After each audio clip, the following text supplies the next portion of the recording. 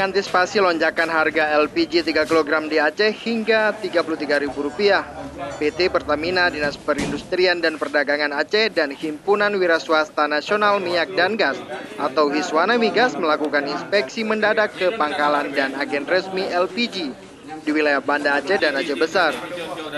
Petugas memantau secara langsung kinerja pangkalan dan agen resmi untuk menjamin distribusi sesuai dengan peruntukan serta harga jual.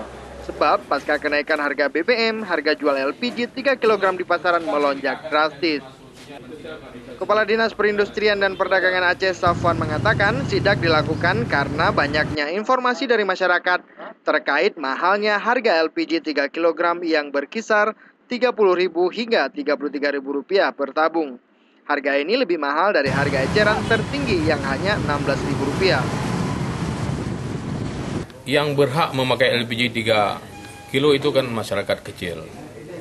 Ibu-ibu yang jualan-jualan di kios-kios, di gerobak-gerobak itu. Tapi kenyataannya hari ini, ternyata yang LPG 3 kg itu sudah dipakai di warung yang besar.